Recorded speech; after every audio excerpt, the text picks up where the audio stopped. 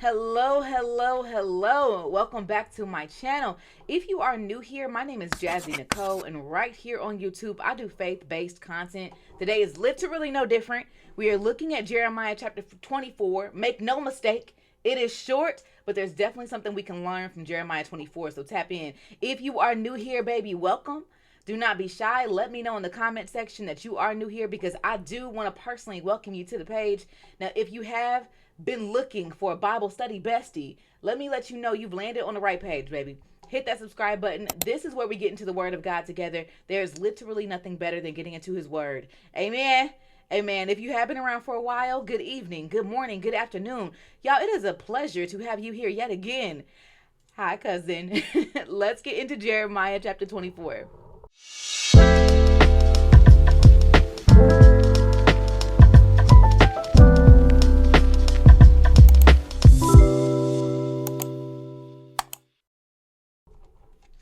All right, you already know what we need to do. We do want to invite God into our conversation. So, dear Heavenly Father, God, we are so grateful and thankful and humbled by the opportunity to read your word today, Heavenly Father. God, we ask that during this conversation, we eliminate distractions so we can focus solely on you. Heavenly Father, we ask for your godly wisdom. We ask for your insight. We ask for your knowledge. We ask for your presence, Heavenly Father, as we read your word. God, we ask that you minimize Jasmine and elevate you, Heavenly Father, so we can focus on what you have for us in your word today. God, give us your understanding. Give us your perspective. Give us your knowledge as we read your word, Heavenly Father. God, I thank you yet again for this platform, for this listener, Heavenly Father. You know exactly what we need to gain from your word today, Heavenly Father, and we are graciously thankful. We are honored and privileged to be able to experience this fellowship today through this phone, through this device, through this TV. In Jesus' name we pray. Amen. All right, so boom. Let's get into a brief little intro of Jeremiah. But I got to tell you, if you have not read chapters 1 through 23, pause for the cause and check it out because Jeremiah, there is so much information in the book of Jeremiah for us to learn from. But I'm going to give you a brief little overview. So we know that Jeremiah was called the weeping prophet. This was a man who was selected to be a prophet by God in about 627 BC during a time when there was political unrest, there was spiritual decline. The prophets were prophet-lying, honey. The priests weren't doing their job right, boo. They were literally not after God's own heart. And God said, Jeremiah, I choose you. He chose Jeremiah before Jeremiah was even formed in his mother's womb, either at a young age or young in experience. But either way, he was selected. And we know that God calls the ones that he calls. He doesn't call the ones that are qualified. He qualifies the ones that he calls. Amen. All right, so boom. So let's get into Jeremiah chapter 24, but I do want to tell you context is so important.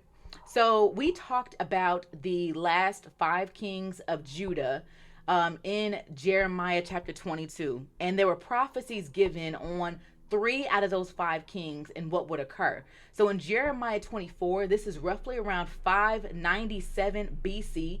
We know that Judah was completely destructed in 586 BC, but around 597, there was a king that reigned. His name was Jehoiachin, okay?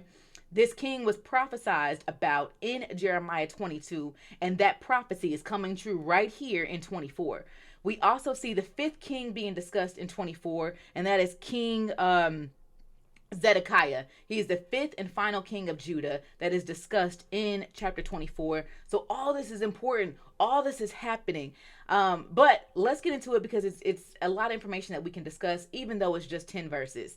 So verse number 1 says, after King Nebuchadnezzar of Babylon exiled Jehoiachin, who was son of Jehoiakim, king of Judah, to Babylon, along with the officials of Judah and all of the craftsmen and artisans, the Lord gave me this vision. So who's talking? Jeremiah's talking. Jeremiah the prophet is saying that after this happened, after the prophecy I said about Jehoiachin happened, after he got exiled into the Babylonian Empire, go back and look at 22 if you don't remember. In 22, he got the prophecy. After that occurred, God gave him another vision. And we know that God gives Jeremiah these visions to describe what is going to happen with Judah. So we're pretty used to the visions that Jeremiah has been receiving because we've been reading the book of Jeremiah. So now let's keep going. It says, Jeremiah, I saw 2 baskets of figs placed in front of the Lord's temple in Jerusalem. One basket, verse number 2, was filled with fresh, ripe figs, while the other one was filled with bad figs that were too rotten to eat. So Jeremiah is seeing this vision. He's pretty used to seeing visions from God. And he sees these visions in front of the Lord's temple. You have two different baskets. One basket is figs that look good, ready to eat. You ready to smash. Basket number 2 looks like figs that you better not eat that or else you're going to have a stomach ache. Like they're rotten. They're not good. Don't touch it. Don't eat it. All right. So now let's keep going. We're on verse number 3. Then the Lord asked him, he said, what do you see, Jeremiah? And we're also used to that too. Like we notice how the Lord speaks to Jeremiah. He shows him a vision and then he asks Jeremiah to look at it. And Jeremiah usually looks at it at surface level, just like we do. We look at situations at surface level, but God goes deeper. God said, Jeremiah, what do you see? What do you see? And Jeremiah says, some figs are good and some figs are bad. Some figs are so bad, they're too rotten to eat.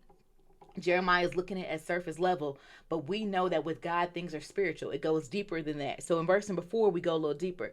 Verse number 4, the Lord said to him, he said, this is what the Lord, the God of Israel says. The good figs represent the exiles I sent from Judah to the land of the Babylonians. So the good pot, the good figs, the good basket, that represents the ones who were exiled into the Babylonian Empire. That's important for us to notice. Those are the good figs. Now let me ask you this question. Does that sound good to be exiled into the Babylonian Empire? Be honest. Does exile sound good? Girl, no, it sounds real stank. Like, who wants to be exiled? It sounds bad. But watch how this is interpreted by God. Just watch. Okay, verse number 6. I will watch over them and care for them. I will bring them back here again. I will build them up and not tear them down. I will plant them and not uproot them. Verse number 7. I will give them hearts that recognize me as Lord, and they will be my people. I will be their God, for they will return to me wholeheartedly. All right, I'm going to pause for a second and let's talk about these good figs, okay? Let's talk about these people who were exiled into the Babylonian Empire. It sounds bad, and sometimes we can be in situations where it doesn't sound like it's good for us. It sounds like the situation is really bad, but even in that bad situation, because we're obedient and we follow what God tells us to do, we are still covered even through that. Let's talk about some of the people who were exiled into the Babylonian Empire and how they were covered. So two of the most well-known people that we can talk about right here is Daniel and Ezekiel. Daniel and Ezekiel. See, people that were exiled into the Babylonian Empire, the people who still sought after God's heart, were still protected and covered. They weren't exiled into the Babylonian Empire to become slaves. Oh no, Stink. They were able to own homes. They were able to run businesses. And eventually, like the Lord says here, because the Lord's words never return void, he said they will come back to me. They'll come back to me and I will cover them and I will take care of them and I will provide for them as long as they seek me wholeheartedly. This is a representation for us.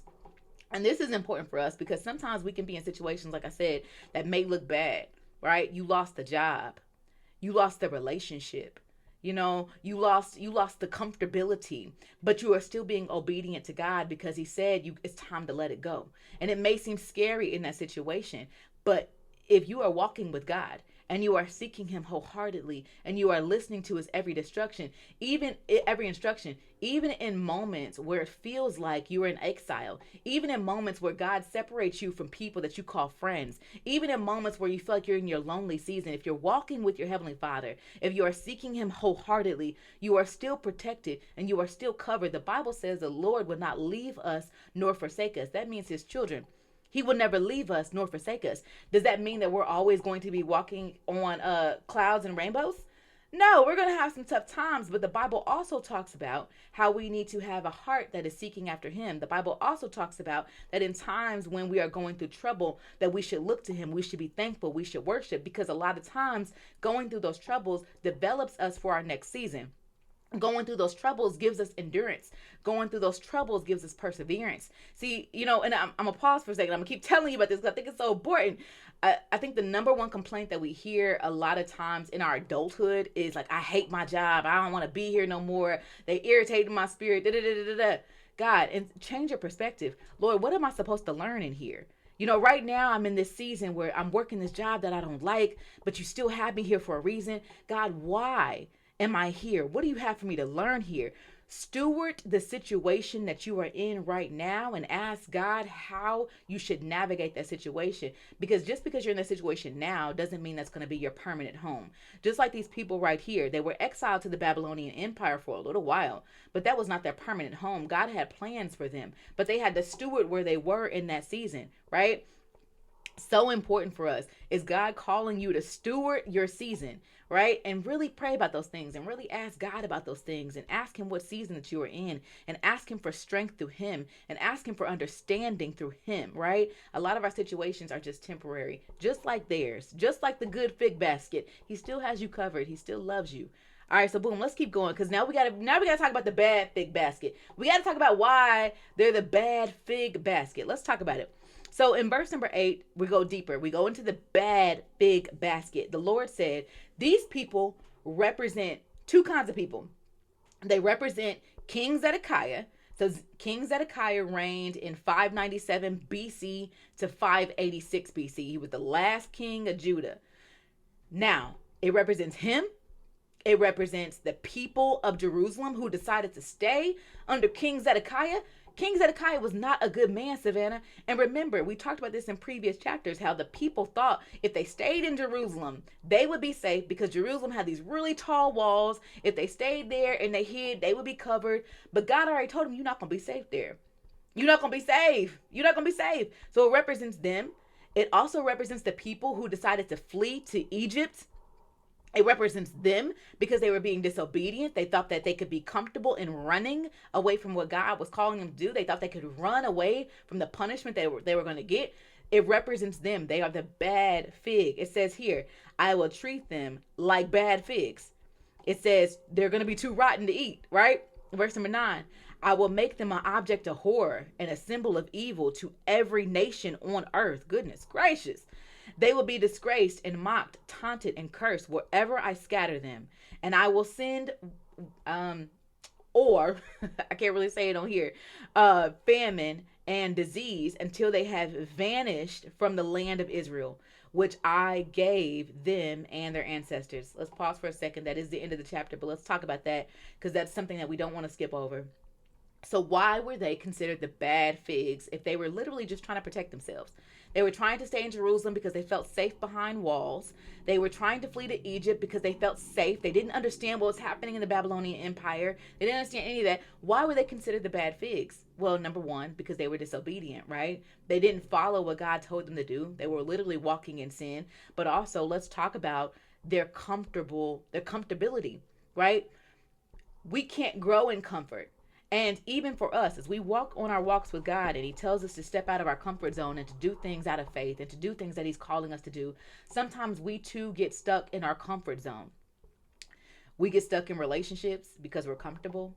We get stuck in friendships because we're comfortable. Girl, we get stuck at jobs because we're comfortable.